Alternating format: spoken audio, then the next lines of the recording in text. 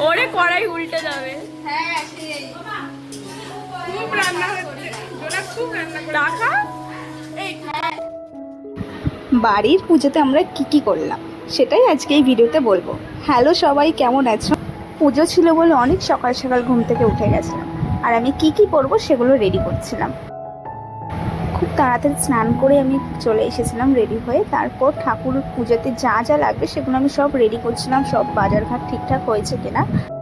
তোমরা সবাই জানো একটা পুজো করতে কি লাগে, চন্দন লাগে, অনেক দশকর্মার জিনিস লাগে, ফুল লাগে, আর আমি সেগুলোই দেখছিলাম সব ঠিকঠাক আছে কিনা। আর ঠাকুর আসনটা একটুখানি সুন্দর করে সাজানোর চেষ্টা করছিলাম।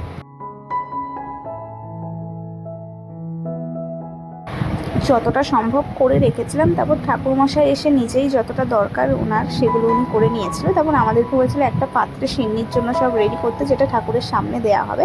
তাছাড়া আমরা এখানে কলা, আটা, ময়দা, সুজি, গুড়, চিনি সব রেডি করছিলাম একটা পাত্রে। আমাদের বাড়িতে ছিল সত্যনারায়ণ পুজো।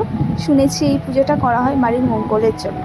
যেখানে লক্ষ্মী পুজো হয় সেখানে নাকি নারায়ণ ঠাকুরের পুজো করতে হয়, নইলে নাকি লক্ষ্মী ঠাকুর সেখানে বিরাজ করে না।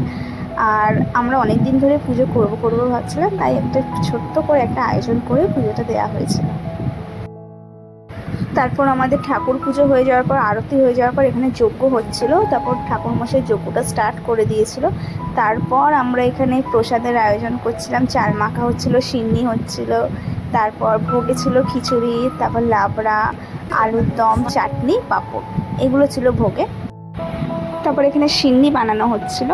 আমার ভিডিও করে দেওয়ার জন্য কেউই থাকে না প্রথমত, কিন্তু সেদিন সবাই এসেছিলো বাড়িতে। আমার দুটো দিদি এসেছিলো, একটা মামার মেয়ে, একটা আমার নিজের দিদি, তারাই আমার এই ভিডিওগুলো করে দিয়েছিল। আমার এত সুন্দর সুন্দর ছোটো ছোটো ভিডিও যদি তোমরা পেতে চাও তাহলে আমাকে প্লিজ সাবস্ক্রাইব করে দাও। চলো টাটা।